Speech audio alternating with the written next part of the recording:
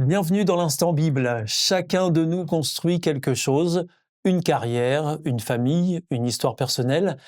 Mais la vraie question est sur quoi est-ce que je bâtis?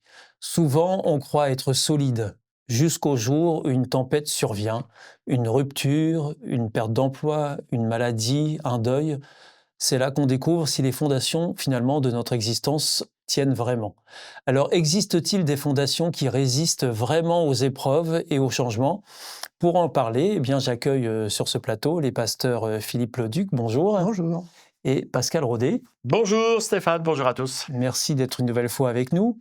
Alors, comment choisir des bases solides qui tiennent dans la durée? Restez avec nous, c'est ce que nous allons voir tout de suite dans l'Instant Bible.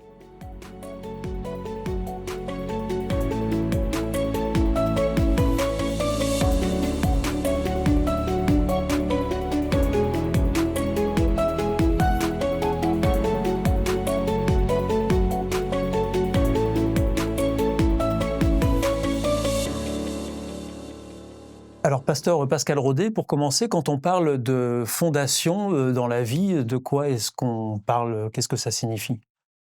Les différentes fondations dans la vie que l'on peut parler sont principalement un peu à l'image d'une maison quand on veut la construire. C'est avant de voir émerger les murs qui vont faire la séparation des pièces pour les murs qui vont soutenir le toit. On parle toujours de fondation.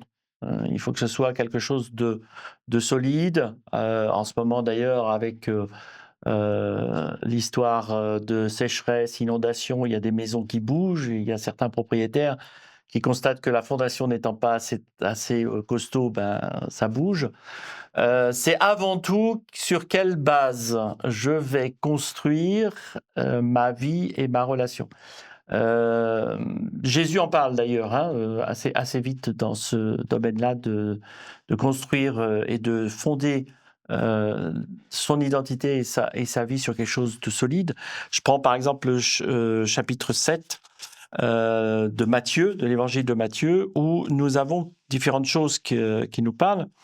Par exemple, voilà, chapitre 7, verset 24, où nous trouvons euh, celui qui écoute toutes ces paroles, qui m'obéit, celui-là ressemble à un sage. Le sage construit sa maison sur de la pierre. La pluie tombe, les rivières débordent, le vent souffle, etc., etc. Il est en train d'expliquer un peu le principe justement de cette fondation de maison. Mais là, il est parlé de paroles. Et c'est très intéressant de voir que tout ce qui est avant, c'est toujours qu'est-ce qui est le plus important dans la relation avec Dieu et avec les autres, et dans ce que je vais apporter moi comme valeur de vie et valeur chrétienne, valeur de foi dans ces fondations. Alors donc là, Pascal nous a parlé de bâtiments, de fondations de bâtiments. Dans la vie, pasteur Philippe Leduc, pourquoi c'est essentiel de réfléchir aussi sur quoi on va bâtir? Parce que si on n'a pas de bonne base, tout s'écroule. Même dans la vie, c'est comme une maison. Et oui, c'est pour ça aussi que l'école est obligatoire. Parce que les enfants ont besoin, pour grandir, pour être dans la vie ensuite en tant qu'adultes, d'avoir des bases solides dans le domaine de l'enseignement. Après, ça peut être aussi dans d'autres domaines, comme la foi, voilà, pour avoir des bonnes bases dans ce domaine-là, pour comprendre la vie, pour comprendre un petit peu comment ce monde tourne. Des bonnes bases, ça nous permet aussi d'avoir une certaine stabilité, de ne pas être balayé par tout tas de choses qui nous arrivent, hop, une idée, hop, on part, voilà. Non, si on a des convictions, c'est parce qu'on a des bases solides sur lesquelles on peut s'appuyer parce que, on sait que ça est vrai, par exemple. Et par exemple, une valeur, on a décidé d'avoir une valeur et on s'y tient. Une base aussi, nous donne la direction, dans un bâtiment. Lorsque vous avez faites des fondations, vous les faites pas n'importe où, vous le faites dans la manière que le bâtiment va être après. Donc si on n'a pas ces bonnes bases, si les bases sont faites n'importe comment, impossible de bâtir au-dessus. Le texte parlait Pascal compare 2 maisons, une bien bâtie et l'autre, mal bâtie.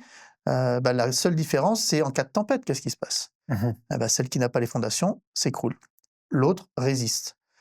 Tout est parti de là. Donc il faut avoir de bonnes bases pour pouvoir grandir et affronter la vie sans trop de dégâts.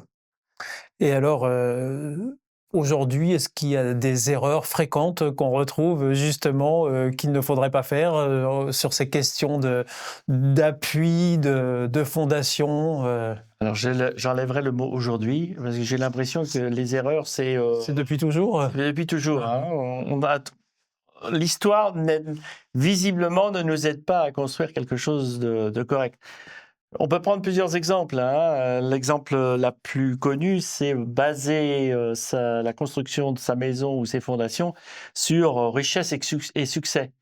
Richesse et succès, ok, alors si je pars du principe, c'est bon, tant que je suis riche, tout va bien, la vie va pas forcément aboutir à quelque chose de concret. Il est sûr que dans l'immédiat, je peux être à l'abri du besoin, mais est-ce que dans mon fort intérieur, dans ma vie de tous les jours, dans ma relation, est-ce qu'elle est vraie, est-ce qu'elle est juste, est-ce que j'ai... Voilà, la richesse et le succès a toujours été assez fragile.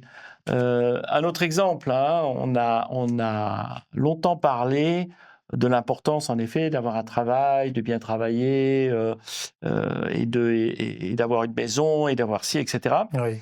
Le Covid est passé par là, et d'un seul coup, les gens se sont dit: «Ah mais n'importe quoi, à n'importe quel moment, ça peut bousculer notre vie et peut-être qu'il faut d'abord que je recherche une qualité de vie et un respect, une écoute et me retrouver avec ma famille parce que, bah, à force de courir, hop, d'un seul coup, on a presque failli, ne plus avoir tout cela. Alors peut-être qu'il faut que je revoie mes valeurs». Voilà par exemple, hein, quelques éléments qui, bah oui et pourtant tout ce que je cite, c'est pas d'aujourd'hui, hein. Mmh. Et alors donc, tout à l'heure, Pascal Raudet faisait référence à un texte biblique qui nous parlait, de bâtir sur le roc. Il y a d'autres passages dans la Bible comme ça, pasteur Philippe Leduc, qui nous parlent de fondation?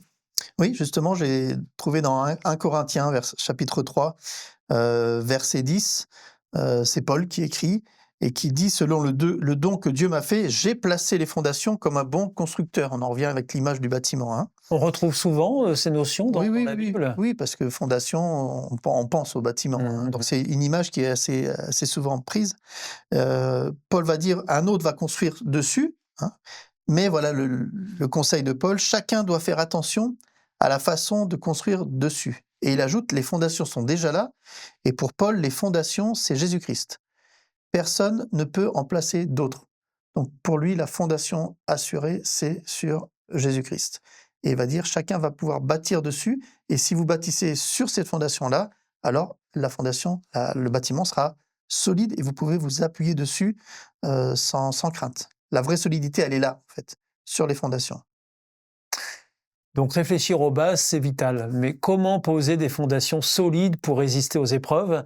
Eh bien, on en parle juste après. Restez avec nous, c'est dans l'instant Bible.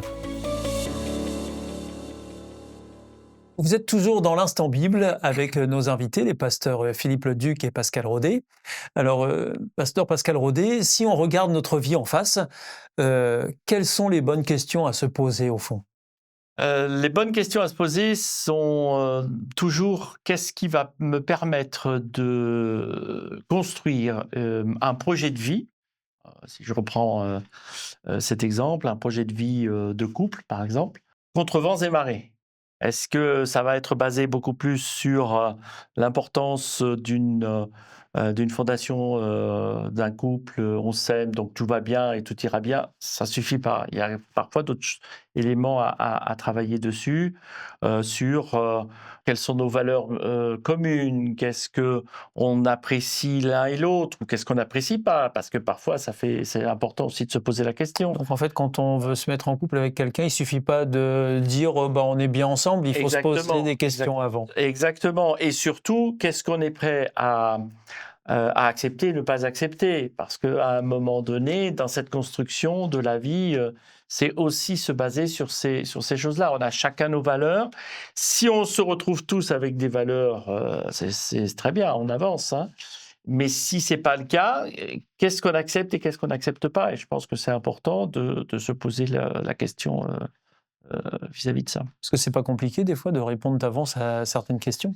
c'est très compliqué, ça c'est sûr, parce qu'on ne s'imagine pas qu'on va avoir telle et telle situation. Je prends un exemple, hein, on est en couple, nos valeurs de vie, notre construction, c'est, voilà, on avance ensemble et la vie, on veut avoir un enfant et on va vivre avec lui, on va le faire grandir et on a des tas de projets jusqu'au moment où, au bout de quelques années n'en ayant pas, on découvre que l'un ne pourra jamais avoir d'enfant. Euh, c'est assez. Ça, c'est le genre de choses qu'on ne prévoit pas, on n'espère pas, on n'imagine pas. Mais quand ça arrive, voilà, est-ce que le fondement est assez solide pour passer cette épreuve-là? Alors donc il y a des épreuves comme ça qui permettent de savoir si les fondations sont vraiment solides? Alors, il y a des épreuves. Alors, si les fondations, c'est pas pour prouver si les fondations sont solides, hein, parce que les fondations, quand elles sont faites, elles sont faites. Hein. Mmh. Même si parfois, en effet, dans les relations, on peut essayer de rattraper ça. Mais oui, il y a à un moment donné des tempêtes, des difficultés, que ce soit des tempêtes personnelles, hein, comme je disais, un peu maladie, deuil, on pourrait ajouter perte d'emploi ou des choses comme ça dans la vie. Euh, voilà, encore une fois, c'est pas parce que ça m'arrive là que ça enlève mon identité, mes valeurs et avec mon conjoint. On pourrait citer aussi au niveau des relations, au niveau de l'aspect social, hein, aussi de difficultés que l'on peut avoir ou pas. Ça joue sur justement cette force ou pas d'avancer. Et alors, Philippe Leduc, quels sont, les repères bibliques qui peuvent nous permettre, justement de bâtir, des fondations solides? Alors, il y a le 1er texte, avec les fameuses 2 maisons dont on a parlé et qui commence par, «Celui qui entend mes paroles et qui les met en pratique». Donc ça, c'est aussi un excellent conseil, entendre ce que tu me dis et en tenir compte. C'est-à-dire faire agir en conséquence. J'ai trouvé un joli texte aussi dans Jérémie 17, au verset 7, où il est dit: «Celui qui met sa confiance en moi», c'est Dieu qui parle, «et qui s'appuie sur moi, alors je le bénis, et il ressemble à un arbre planté au bord de l'eau, qui étend ses racines vers une rivière». Donc là, en termes de fondation, les racines, ça marche aussi très bien. Donc voilà, celui qui met sa confiance en Dieu, c'est, l'équivalent d'avoir des bonnes fondations dans sa vie. Il va pouvoir construire là-dessus, donc faire de Christ, en fait, le fondement de sa vie. C'est ce que tout chrétien fait, et c'est ce qui l'aide à traverser les épreuves.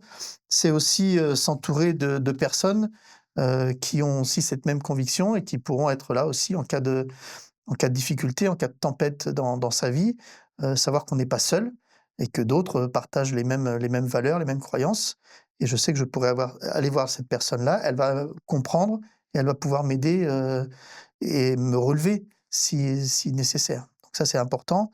Donc placer sa confiance en Dieu, heu, mettre en pratique sa parole et compter sur l'appui des autres qui ont la même foi que moi. Et pour terminer, Pascal Rodet, quand on sent que nos fondations sont fragiles, est-ce que, il est trop tard pour, les consolider ou peut-être même les reconstruire? Est-ce que c'est possible ça? Alors oui, je crois qu'il y a toujours ce genre de possibilité-là, hein, réparation, voire reconstruction. Je pense que la vie n'est jamais finie lorsque on découvre que la maison est en train de se casser la figure. Il y a toujours, c'est ça qui donne d'ailleurs la force dans une vie, hein, c'est qu'il y a toujours possibilité aux yeux de Dieu de reconstruire. Je pense que la première étape à avoir, c'est identifier un peu les fragilités que nous avons. Alors, si c'est un couple, moi et ma conjointe, ou c'est la famille avec les enfants, ou si c'est dans le travail, se poser honnêtement la question sur quelles sont mes faiblesses, qu'est-ce qui est la faiblesse de cette construction de la vie. La deuxième, c'est recentrer justement sur le roc.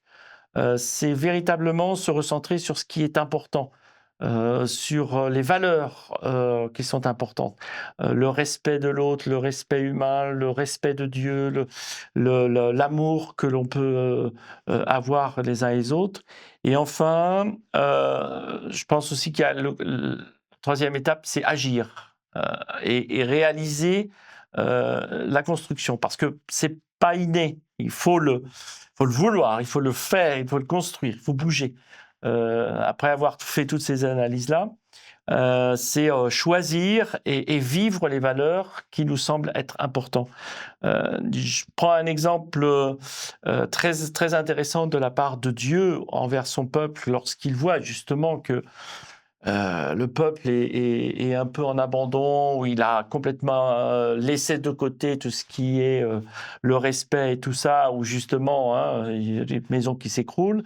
Dans Ézéchiel, au chapitre 36, Dieu rappelle ici cette image très intéressante au verset 26, où il nous dit « Je vous donnerai un cœur nouveau, je mettrai en vous un esprit nouveau, j'enlèverai votre cœur de pierre, je vous donnerai un cœur de chair. » Ce texte-là est véritablement une reconstruction sur quelque chose de beaucoup plus solide. Et c'est un peu cette valeur que Dieu me dit, rien n'est perdu, tout est reconstructible. Donc bâtir sur de bonnes fondations, c'est ce qui permet de tenir debout dans les tempêtes de la vie.